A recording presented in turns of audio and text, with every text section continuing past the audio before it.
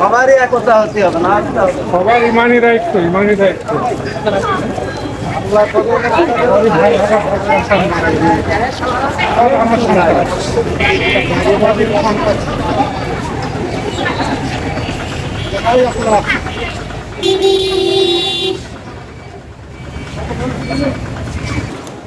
আজকের এই আন্দোলন ঝিনাইদহ পাগলাখানায় মোড়, এই যে মসজিদের মিনার দেখতে পাচ্ছেন, পাগলাখানা জামে মসজিদ, এই মসজিদ থেকেই কিন্তু নামাজ শেষে এখানে মানুষ জড়ো হয়েছে। জড়ো হওয়ার পরে এই যে ইয়াং ছেলেরা যাচ্ছে ওইদিকে, এরা যাওয়ার পরে কিন্তু আন্দোলনের সূত্রপাত এখান থেকে ঘটবে।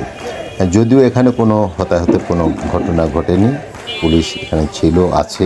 পুলিশ কিন্তু সার্বিক বিষয়ে নিরপেক্ষভাবে এখানে দেখাশোনার কাজ করছে। পুলিশও খুব ধৈর্যের সাথে তাদেরকে দেখছেন আর কি। এই যে ছাত্র সমাজ দেখছেন, এখানে ছাত্রগুলো এসেছে, জড়ো হয়েছে এবং আন্দোলনের সূত্রপাত এখানেই তৈরি হয়েছে। যে এটা ঝিনাইদহ পাগলাখানায় মোড়ের সাদাতিয়া জামে মসজিদের সামনে কিন্তু এই ঘটনাটা। আমি আসলে ভিডিও করেছিলাম, সম্পূর্ণ অনেক ভিডিও করতে পারিনি, আরও ওটা পরে চলে গেল।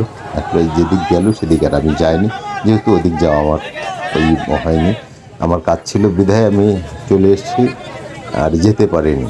এই ছাত্ররা এখানে নামাজ শেষে এখানে এসে জড়ো হয়ে এই আন্দোলনের সামিল হয়েছে। তাদের কী কী দাবি আছে এবং বলছে যে পুলিশদের সাথে তাদের কোনো বিরোধ বা কোনো কিছু নেই, তারা নিরপেক্ষভাবে এখানে আন্দোলনের জন্য এসেছে।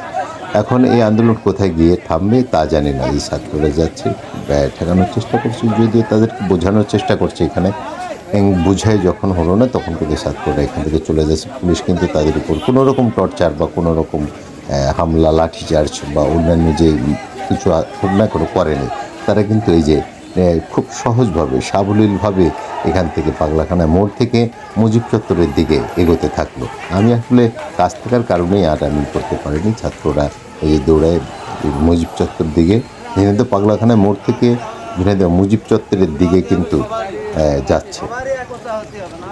সবার ইমানি দায়িত্ব, ইমানি দায়িত্ব।